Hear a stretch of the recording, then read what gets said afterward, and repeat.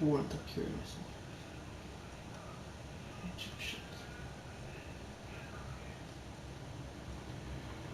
The Martians are dead by Muslim.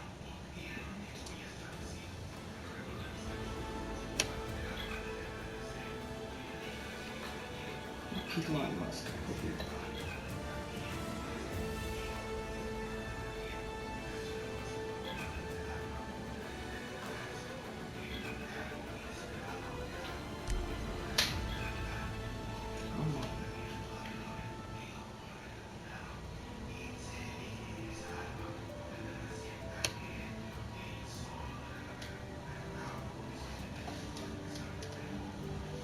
Let's mix it.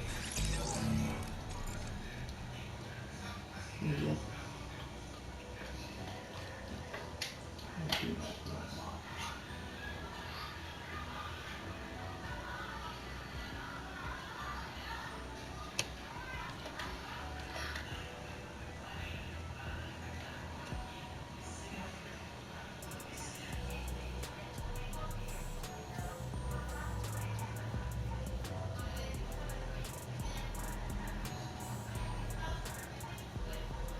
The S.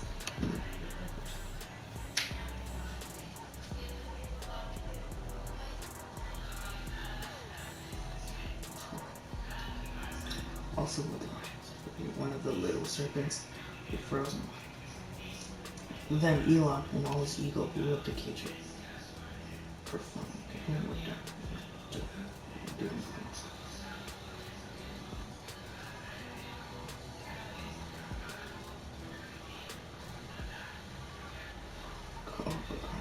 Another secret. The Martians. Get the last.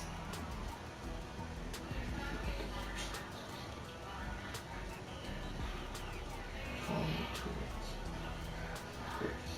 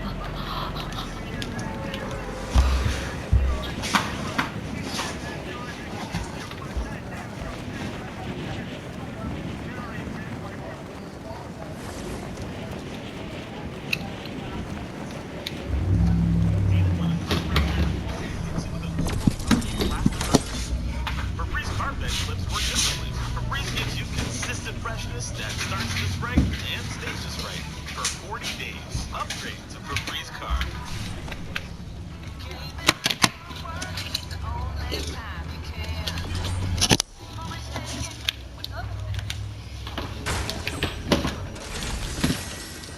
Granola, on the other hand, couldn't get enough of it. It's connected with everything else at the larger universal scale that he'd grown to despise over time. Sure, it did indeed appear to be a bit of a backwater, but seeing those odd snippets of advanced civilization down on the planet, and you compare them to his homeworld, was something that drew Freezer and the Heaters and their lackeys in the first place. So Granola felt some sense of relatability. Maybe perhaps the people of Earth got a better deal in the end after all. Granola began to start doubting what Cranberry had told him after seeing it all this. The world appeared to be at peace. Not at all like the planet that hosted the final battle between Bardock and the Space Emperor. Surely there would have been a lot more damage on display. But like nothing happened. He chose to land in a desolate area of the desert, far from any inhabited areas. In all honesty, we believe he nearby. For all we know, a scumbag could have been lying to us. I'm not certain. I simply want to believe. But regardless, Earth's stunning beauty cannot be denied, along with the desert. My feelings about deserts aren't all that strong. They're usually visually similar to one another. Nonetheless, the sand structure is indeed distinct. Well, it gives us the impression we haven't been in a good place for a long time. The question then becomes, what's our strategy? Granola remained motionless for a brief moment. That was a good question. What was the plan? Was he going to approach every person that he met and inquire about the Saiyan named Bardock? Was it going to take that long? Well, given that he was the one who had rescued them from Frieza, surely these people would have no choice but to be acquainted with him. Surely he'd be some kind of international superstar. He had high hopes that a global translator would be equipped with the vast majority of the populace. Granola then came across a group of merchants traveling through the desert who were taken aback by his question. They were, however, familiar with the name Saiyan. It turns out that a Saiyan invasion had occurred a few years ago, but it had been cut short for some unknown reason. Nobody knew what happened to them. Had Bardock prevented his brethren from carrying out their plans? Or maybe it had been Bardock that had caused that invasion. Maybe he wasn't as honorable as he thought he was, Granola. It was the absolute worst-case scenario imaginable. Despite his belief in discovering any kind of Saiyan connection on the planet, he noticed that when he asked the caravan members about a person named Frieza, they looked at him rather strangely, as if they had never, ever heard that term before. Cranberry's story may have been true in some parts, but not in all of those parts. He then said his goodbyes to the group, and they left him with some supplies to help him survive alone in the desert. This group had to feel sorry for the strange spaceman with the talking goggles. He was all on his own, and he looked like he was about to starve at any moment. At the very least, the people who lived here, Granola thought, appeared to be friendly. Time continued to pass, and they left him with first the desert for a considerable amount of time in search of a powerful entity. Oatmeal then chimed in. Wait! My sensors are picking up a power level that is noticeably higher than it has been in the past, near that distant stone structure. Should we go over there and check it out? This power is minor in comparison to you, but it's more powerful than those merchants. If this person comes from a fighting caste, he may have heard of Bardock. As they approached the structure, they noticed a man with spiky hair, a scar, and a smoking hat. Not Bardock, incorrect scar, Granola thought, but who was he trading with? He was, in fact, practicing energy projections. And the feline monster was encouraging him to do it harder. You can do it, Gomcha! You gotta beat your record! Okay, little buddy, relax. It's the quality, not the quantity, that is important. According to the Cerulean, this individual was directing an energy blast at the stone pillars before immediately eliminating the falling debris with its fists. The cat appeared to be using some kind of primitive mechanism to keep time. When compared to some of his previous bounties, Granola thought, that seemed rather amazing for someone with such a low power to be demonstrating. Excuse me, Granola implying the conversation would prepare would be safe. We don't want to cause a commotion! The two were clearly taken aback by Oatmeal's phony voice, as evidenced by the fact that Yamcha had doubled back, turning his head rapidly in Oatmeal's direction. You an android? Granola raised both of his eyebrows. Oh, no, I'm not an android. No. Oatmeal's my AI friend. My name is Granola. Is that what you're supposed to be getting at? Yamcha? Your younger companion mentioned your name, so maybe... Would you mind if we talked about something with you? I've been looking for someone, and you might be able to assist me. Hua poked Yamcha in the back just as he was trying to act tough. Hey, Puar, calm down. They appear on the level. Come on, strange fellow. Said Hua with suspicion. What are you specific? He sat down in a place that was not immediately threatening to the pair. Alright. Have you ever heard of an evil space tyrant named Frieza? This question caught the thief completely off guard. Oh, believe me, in every way, buddy. That guy was a jerk. We're relieved he's no longer with us. Wait, Super Wetcha prevents streaks and haze better than a mop. So love it or your money back. that guy was a jerk. We're relieved he's no longer with us. Wait, are you sure you're not one of his men? Granolla's confidence was bolstered by the fact that he had heard of the man. Maybe they might get somewhere with these two. No, I'm searching for the formidable Super Saiyan who goes by the name of Bardock. He is the one who killed him. I require his assistance. Bar and Yamcha exchanged looks with one another. Or what? I've never met anyone with that name before. Granolla then looked crestfallen. But Yamcha continued. Well, it was my pal Goku who beat Frieza. The first time, I mean. The other time was, complicated. But yeah, he's the Super Saiyan you might be looking for. Goku. Granolla rolling that name over his tongue. Bardock was obviously acting under the guise of somebody else the entire time. If he was going to be going into hiding, of course he would have a student in. Of course! Granolla was embarrassed that he hadn't thought of this idea before. It was indeed incredibly fortunate for him to have run into this Yamcha individual. This was the furthest they'd gotten with anyone on the planet. Even more amusing was the fact that Yamcha was under the impression that Bardock was some kind of bizarre title or nickname that Goku maybe had acquired during his time spent out in space. Well, actually, Goku doesn't live too far away, along with his family. If you'd like, I could take you to him. That would be great. Thank you. Tell me, by the way, why exactly are you training? But Yamcha backed his hand side to side as if it were nothing.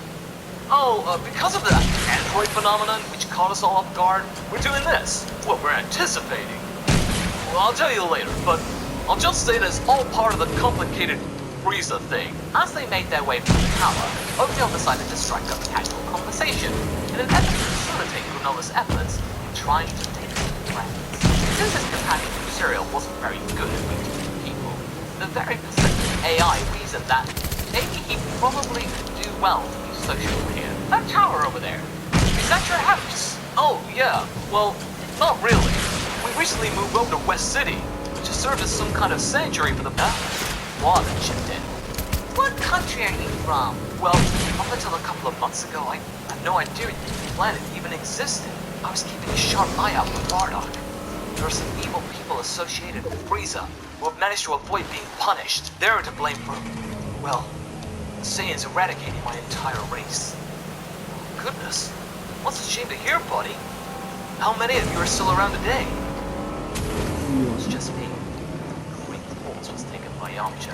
Sorry, I really hope you're not going to hold Goku accountable for anything like that. No.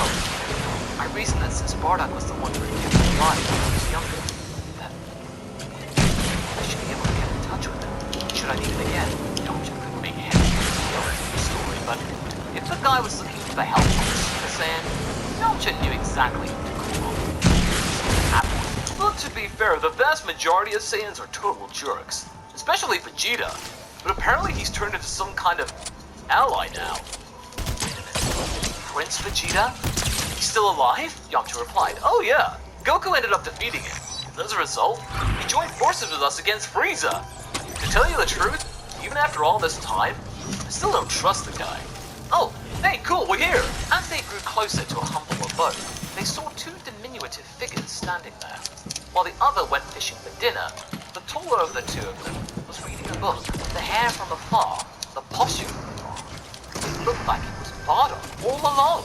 Granola decided not to frighten Yamcha, spook him. They all then approached them calmly. Hey, good to see you guys. Hey, Yamcha! Good to see ya! Who's your new buddy? It's been a very long time since Granola had heard Bardock's voice, so yes, I imagine over the rigors of time it might have been possible that he may not have sounded like what he had remembered. This is Granola, and Oatmeal. He's these talking robot goggles or something like that. They come from a planet named Cereal. He's put in a request for assistance to someone by the name of Bardock? That name sounds kind of familiar, but I'm not sure if I can help you out, pal. Slowly. But other than realized at this point that, no, the individual in question here was not Bardock, because he looked too young to be Bardock. In actuality, he looked younger than the Cerulean himself. However, the similarities to Bardock were uncanny. The only difference was that he appeared to have a much more positive attitude. Also no scar. He almost looked unrecognizable as a Saiyan in appearance. Both he were born without tails also. And concerning the son, it appeared that he had an interest in Oatmeal when he walked up to them. Please excuse me, sir. Are you sure there's a robot in there? Well, to tell you the truth, I'm more of an artificial intelligence. Hello, little Saiyan. Dude, my name's Oatmeal. Wow. Wow, it's incredible!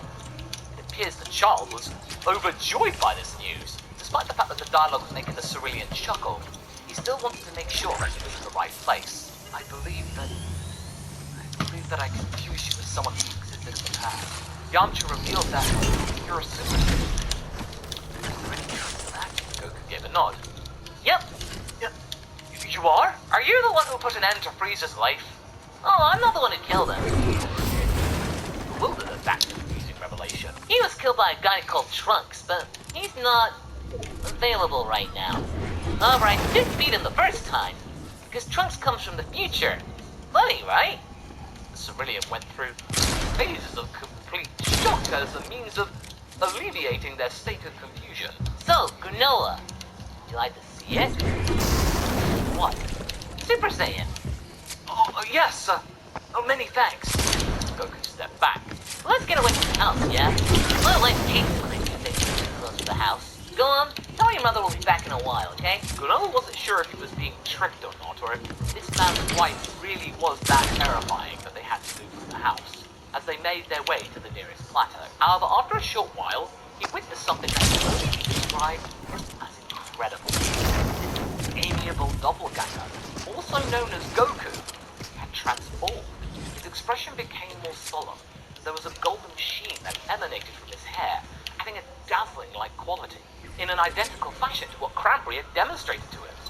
He was the one who triumphed over Frieza. He had to be.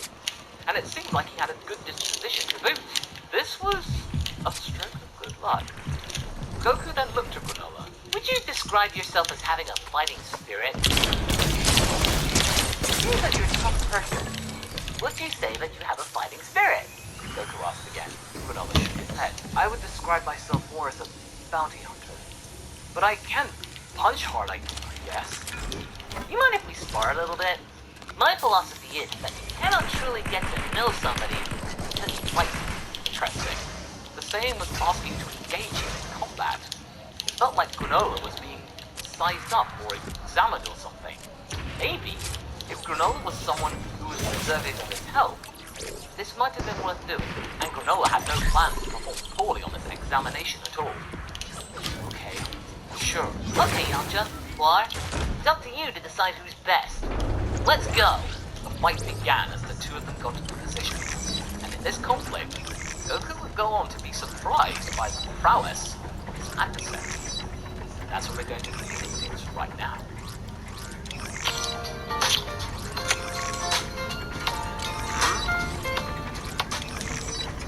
Teachers, what are your stories of, oh god, this child is a sociopath? Story 1.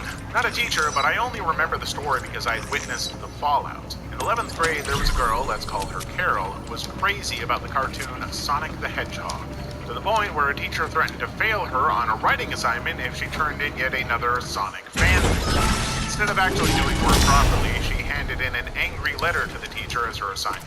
Can't remember what the specifics of that letter were, but I do remember it was such that she got suspended for the remainder of the year. When She came back in grade 12, she had to apologize to everyone in her homeroom for her actions the previous year. It's in this apology that she tells us she had a brain tumor the size of Quebec. A kid from Quebec naturally yells at her for comparing Quebec to a brain tumor. Carol did a lot of other stuff besides the angry letter that year. She mentioned in her apology that she got a girl in trouble for vandalism, so she, Carol, could get the lead role in a school play. She dressed up as a Grim Reaper for some old person's funeral and accused my friend, who she never had any prior connection to, of tricking her into thinking the funeral was a Halloween party. Since this happened in May, the excuse was made of toothpicks. She got a 0 on a term paper for math because she accidentally submitted a poorly written and creepy Sonic fan fiction instead of her assignment. She threw a temper tantrum to get the teacher to change the due date. Nothing came of it. And that's just the stuff she admitted to. The kid from Quebec naturally yells at her for comparing Quebec to a brain tumor. But the kid did it in French, too. Comment osez-vous comparer la prunelle des yeux du Canada au tumeur? Hamster et votre père est censé l'air serein. Sorry for my terrible French pronunciation. Story 2. I taught a 4-year-old boy who actually scared me because I fear what his future will be. I can see him ending up doing some awful things to people. He would try and kiss and hug girls, and when they didn't want to, he'd hold them tightly and try to anyway, even if they loudly protested. I explained that there is no kissing in school, and if someone doesn't want to hug, that some people don't like hugging. He said, well, I want her to, so she will. He just couldn't understand boundaries of any kind. This is just one tiny example of things he did. I did refer him, as I believe he has autism, and he's undergoing assessment now and awaiting a diagnosis. But I worry there's something else there with him. He would also watch other children to see how he should act. For an example, a child might be sad and another child comforts him. He would copy this behavior, but totally exaggerate it, like completely over the top, and use it as an excuse to touch others, mainly girls. He never showed any emotion other than anger and jealousy. He had a very scary look in his eyes, and I've never met another child like him. I worked in the daycare and had a child like that. It was only after he, 5-year-old, took his dong out and laid it on the table that one of the workers called CPS, suspecting that he was being physically abused. It was only after someone mentioned it that some of his past behavior started clicking. It really breaks my heart to hear about kids like that, especially when it stems from abuse at home. That's just the worst kind of thing to hear about. I hope they're able to get help. Story 3. I teach dance and had a 6-year-old I'll never forget. For the record, all 6-year-olds are terrible. Developmentally, they're all starting to flex their egos, and it can be a mess of personalities. But here's a collection of things that occurred that made me realize this child was a sociopath. I'll call them A. Had a child fall asleep in the middle of class. Poor thing didn't get a nap that day and just flat out passed out in the middle of dancing. I picked her up and placed her on the side, and she slipped through class. Next week, A spends the whole class pretending to fall asleep. The fact that they had remembered the previous week and knew to emulate the behavior is very odd for that age. Fake cries on a dime anytime I tried getting her to follow along with class. Absolute crocodile tears. Dry face. Isn't allowed to be the line leader because they were last week. Fake tears. Isn't allowed to guess the Disney song because another student already guessed it. Fake tears. Anytime they didn't get to be the special kid, fake tears. Had them sit out once due to not following instructions. After giving a clear if you do X one more time, you will sit out and then follow through. Proceeds to start whining like a goddamn dog because she claims a student kept staring at them. Complete disruption. Turns out some of my students is autistic, and the fake crying and whining A was doing for attention was overstimulating them. The frigging feedback circle of these two triggering each other for a whole year. What really got me, though, was A came up to me and said they had a rash and needed to sit out. This is after they spent 10 minutes sucking their arm to make it appear they had a rash.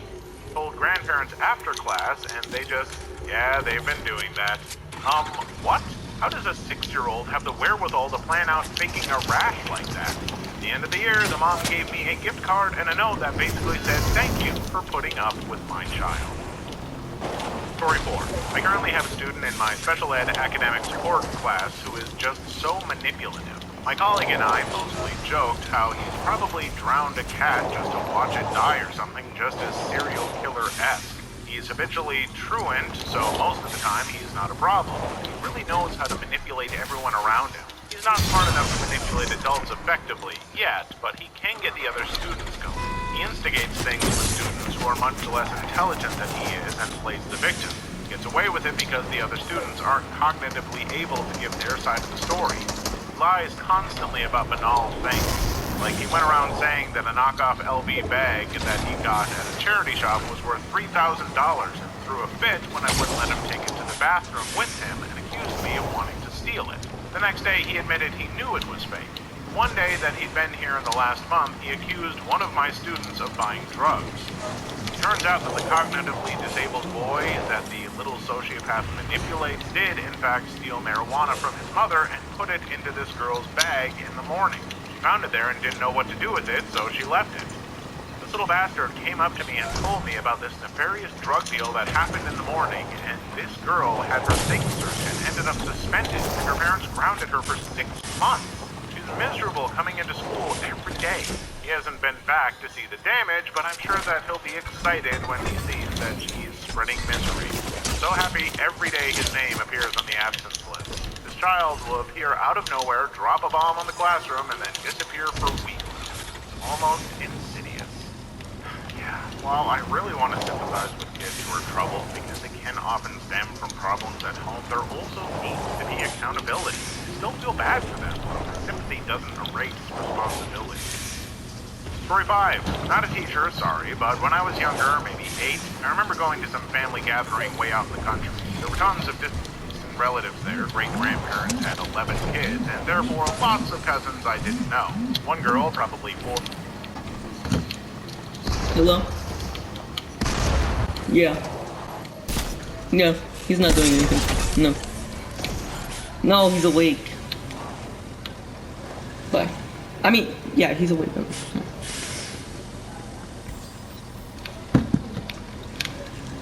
I was scared. All of us kids would try to play with her and she would just act strange.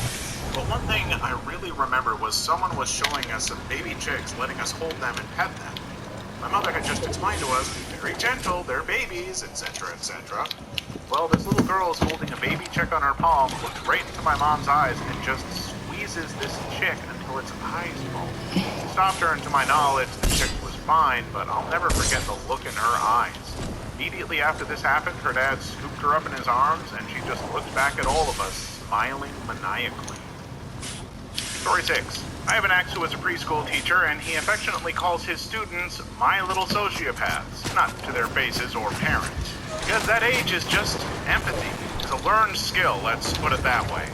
I had honestly never thought about it, but he taught me that things like hitting is bad because it hurts people and hurting people is not a good thing. It's something that kids have to be taught, and it's much harder to get them to understand it when they're older than like 4 or 5. I think he said 3 is really when they start to get it, but often parents are still treating 3-year-olds like babies. My mom was a teacher for several decades, and she taught some real winners too. There's a kid a few years younger than me that she had, and she never explicitly said anything bad about him because he was the son of one of her friends and lives in their neighborhood. But that kid was straight from a frickin' horror movie. He's adopted, and one of the first things he did after his parents brought him home was to shut the family dog in the refrigerator. One time he sneaked up to my parents' house in the middle of the night, we live in the middle of nowhere, so this is terrifying in and of itself, and tried to break into our house. My parents usually left the doors unlocked at night, and I would go around after they went to bed and lock them. When that didn't work, he cut the electrical wiring to our outside lights so it was pitch black outside and we couldn't see anything, and then slashed the tires of my car and tried to break the windows. He used to just beat the crap out of other kids, especially younger ones, whenever the mood struck him.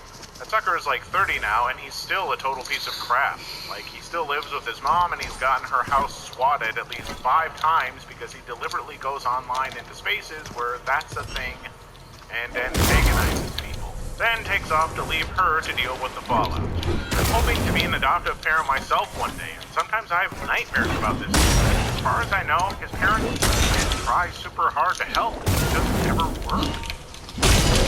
Story 7. I had a 6-year-old the size of a 9-year-old pin a 4-year-old to a wall, and at least looked like he was trying to feel her up. I walked up behind him and shouted, "What the heck do you think you are doing?" And he immediately backed off and started stuttering, trying to explain himself. He would say some pricked up crap too.